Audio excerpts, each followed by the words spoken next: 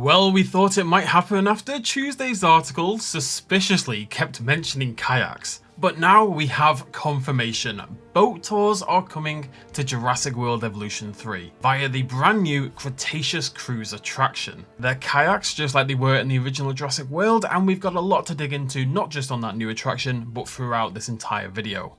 Let's take a look. Well, we'll take a look at those in a minute. Before we take a longer look at the cruise though, we've got new stuff on the dinosaur encounter, and that's Evolution 3's answer to the petting zoo.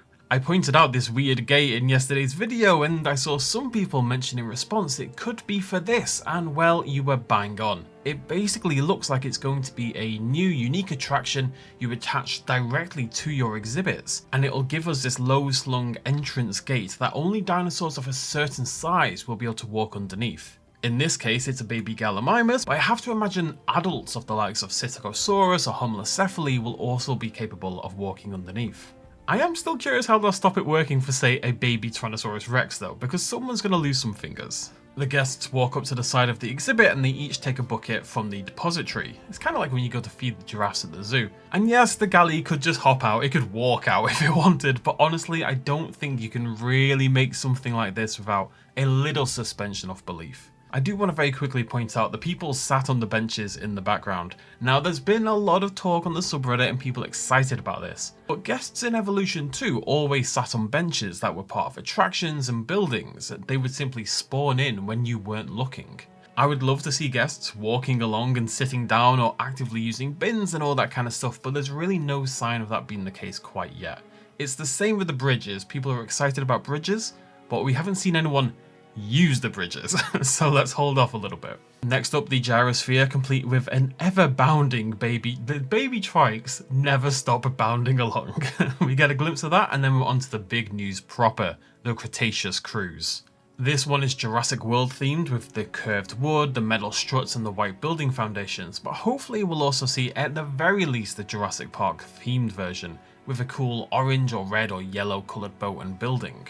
I do want to point out this little skeleton over here as well. We've got the skull on the right hand side. This is just the Evolution 2 Spinosaurus skull decoration, but on the left we have a new rib cage item. I suggested yesterday these skeletons will be provided in pieces. I'm sure you'll have some full ones as well, but we'll be able to make our own, and we're definitely getting closer to that, and we will again later on. There's a brief glimpse of the security camera, which we've discussed before, and then they go to edit the route.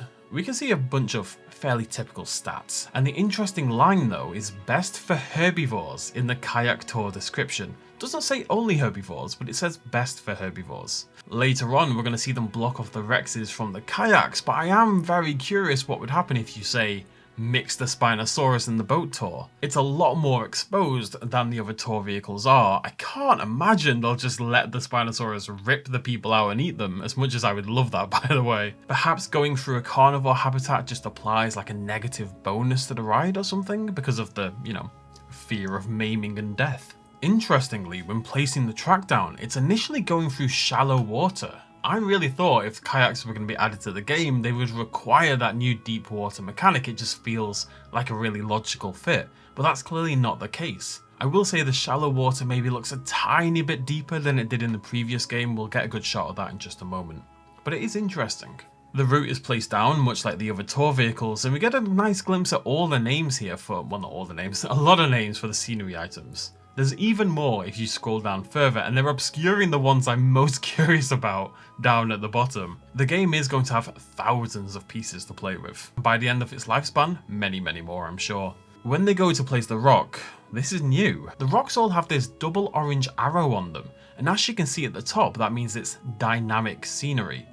Now what I suspect this means is simply that it can be scaled and edited in that way. And things like, say, benches and bins probably won't have the same option because making a teeny tiny bin would be a little bit weird. It'd be nice to do, but it'd be a bit weird. It could also potentially suggest some form of interaction with the dinosaurs, perhaps suggesting dinosaurs can walk across them. We've talked about this hesitantly in the past with like the Utah Raptor video. If I had to guess, I'm going to go with the scaling and it's some form of editing option, but It's worth keeping in mind. Very cool rock arch. I'm really excited about rock arches. Just being able to go underneath things is exciting. And of course, you don't need to do all of this manually. There's a plethora of blueprints available. And when we all get our hands on the game, well, there's going to be tens of thousands of blueprints. We can actually see a bunch of them here. We can see what look to be lampposts and various lights, a few Jurassic Park gate designs.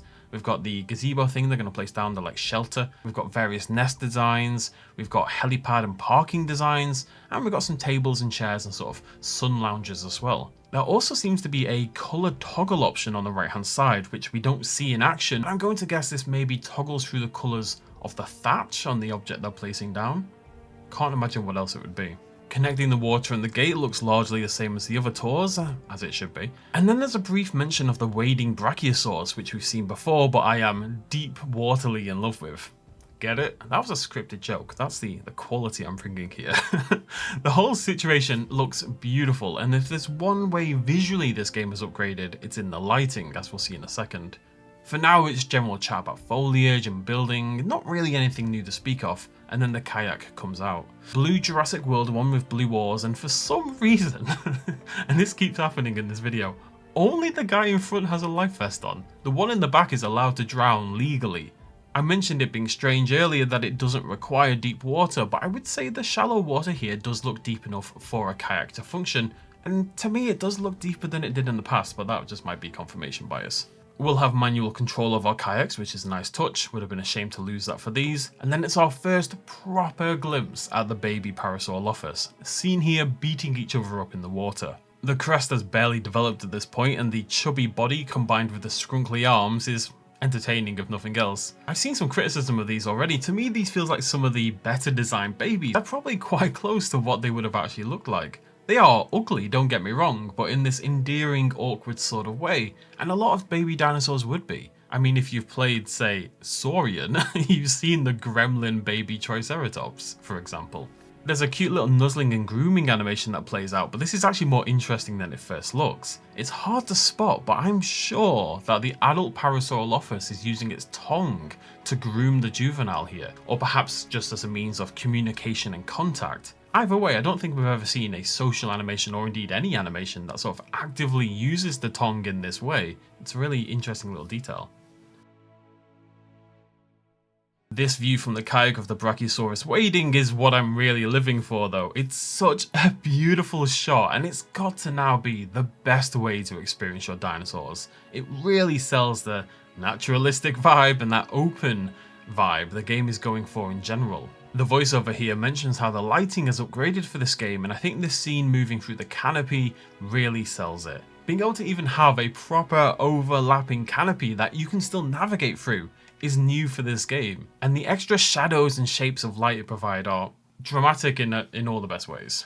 The Rex is introduced, but as you can see, it is barred off from the kayak tour. Back on them soon, because it's happening again. A series of glitches begin to invade the screen. First, it's just this color glitch, then it shifts red and the Rex skull appears, along with messages warning of a security breach and unauthorized modifications to the system. This is not the same Rex skull as the weird theropod skull from Dark Jurassic, but it likely is the symbol from some other nefarious organization. That's followed up with this screen doing things like killing the locks, the containment services, the life support, the emergency broadcasts, sabotage on a park-wide, humongous scale basically. The skull reappears with the message, "Our planet, our rules," and "They had their time." And then it shifts into a real evolution Rex with the eyes crossed out in that kind of classic anarchistic design. Finally, in gigantic letters, "You have been warned," flashes across the screen. This is a company that's clearly not buying into the dinosaurs around the world idea, and wait a minute, is this company being run by David Koepp?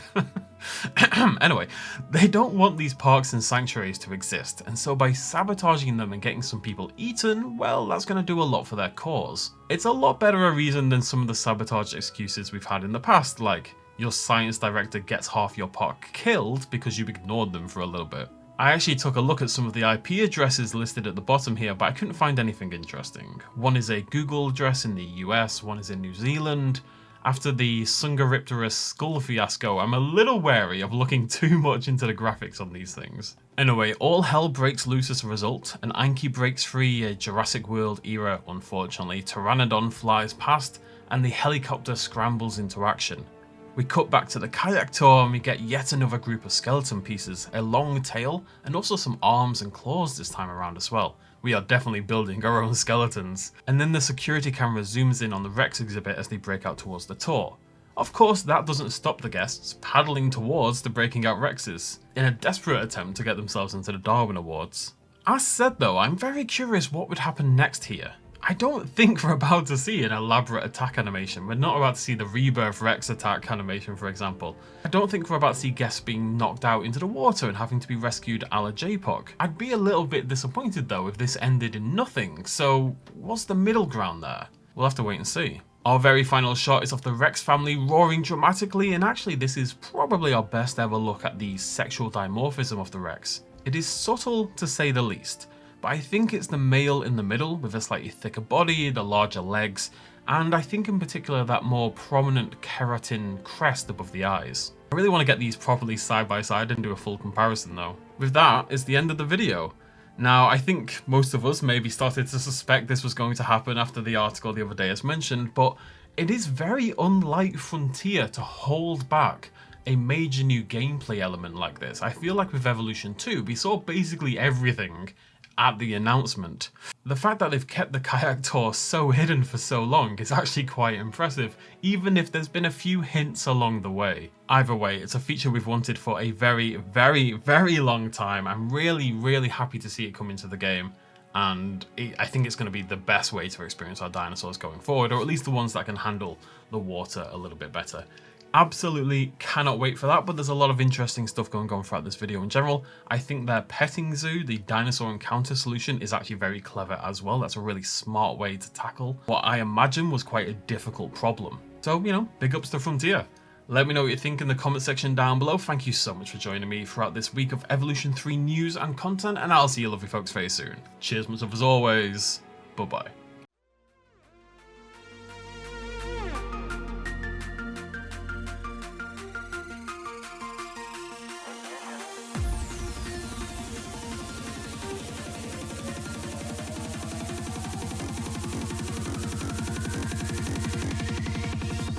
Road.